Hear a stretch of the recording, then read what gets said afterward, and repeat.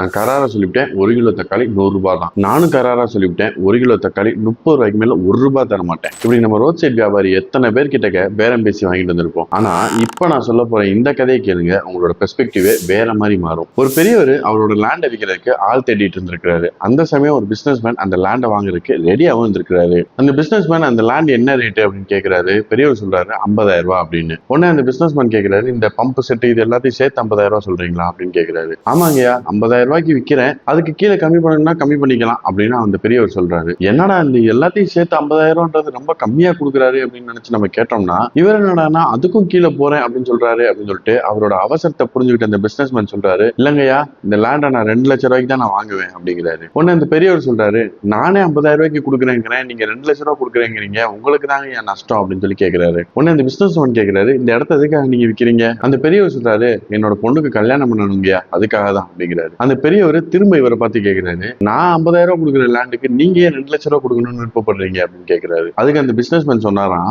நான் இந்த இடத்த தான் அதுக்கான வேல்யூ கொடுத்து வாங்கணும்னு நினைக்கிறேன், உங்களோட விரக்தியே கிடையாது அப்படின்னு அந்த பிசினஸ் மேன் சொன்னாராம். இந்த இடத்துல அந்த பிசினஸ் மேன் அவரோட சிச்சுவேஷனை பயன்படுத்தி கம்மி ரேட்டுக்கு வாங்காததுனால முட்டாளா தெரியலாம். ஆனா அப்படி பயன்படுத்தி அவர் கம்மி ரேட்டுக்கு வாங்கியிருந்தா அவர் அறிவாளியும் கிடையாது அப்படிங்கிறத அவர் புரிஞ்சுக்கிட்டாரு. Taking advantage of someone situation is not smart, it's utter foolishness. ரோட்ல காய் விற்கிறவர் வாங்கின பொருளுக்கு பை தரலன்னா 10 ரூபாய் கம்மி பண்ணி வாங்கிட்டு வர்றது புத்திசாலித்தனம் நினைச்சிட்டு இருக்கோம். இதே ஷாப்பிங் மார்க்கெட்டுக்குள்ள போயிட்டு அத்தனை பொருள் வாங்கிட்டு பையக்கு 10 ரூபாய் பில்லு போடும்போது மூடிட்டு வரமே, அப்ப எங்க போச்சு இந்த புத்திசாலித்தனம்லாம்? நான்லாம் புத்திசாலின்னு நினைச்சு எத்தனை பேரோட விரக்தியை வாங்கிட்டு வந்து வீட்டுல வச்சிருக்கேனே தெரியல.